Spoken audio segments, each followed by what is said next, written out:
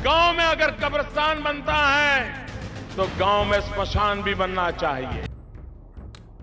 मित्रों, इस देश में अगर कब्रिस्तान बनते हैं तो शमशान बनने चाहिए कि नहीं बनने चाहिए? बोलिए आप लोग, बनने चाहिए कि नहीं बनने चाहिए? अरे शमशान तो है ही हर गांव में। शमशान तो समाज खुद बना लेता है। शमशान बनाने जैसी चीज इस देश का प्रधानमंत्री अगर बोले, और वो आज नहीं, आज से 4 साल पहले उत्तर प्रदेश के चुनाव में, तो आप समझ लीजिए कि अगर एक प्रधानमंत्री इस तरह की बातें करता है तो उसका एजेंडा क्या है, उसका इंटेंशन क्या है, उसका विजन क्या है, और उसके पास डेवलपमेंट को लेकर रोड मैप क्या है।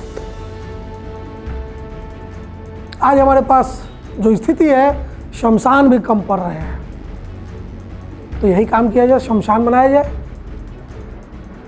या अस्पताल बनाया जाए या फिर मंदिर, हजारों करोड़ रुपए के चंदे से, और फिर राज्य सरकारें ये रोना रोए कि हमारे पास ऑक्सीजन सिलेंडर के लिए पैसा नहीं है, नए अस्पताल के लिए पैसा नहीं है, अस्पताल में बेड इसलिए नहीं है कि हमको पैसा नहीं मिला जीएसटी का।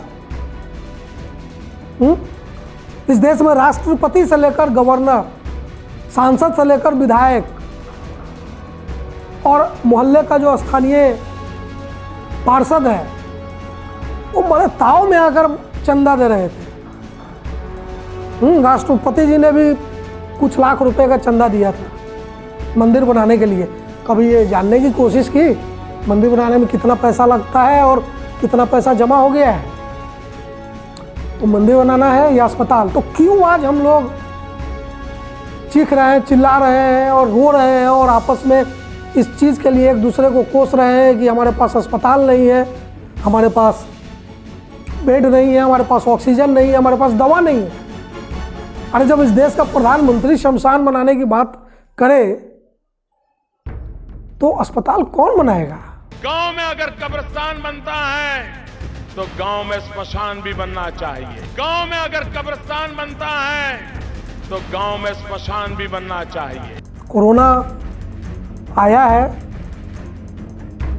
जाएगा कहीं नहीं, क्योंकि वायरस है। इसकी मारक क्षमता जरूर कम होगी, शांत होगा, लेकिन अब भी अगर हम नहीं चेते और नहीं सीखे तो इसके बाद अगर कुछ भयावह हुआ तो शायद ईश्वर भी हम लोगों को नहीं बचा पाएंगे। तो तय कीजिए, शमशान चाहिए, कब्रिस्तान चाहिए या क्या चाहिए? नमस्कार। गांव में अगर कब्रिस्तान बनता है तो गांव में स्मशान भी बनना चाहिए।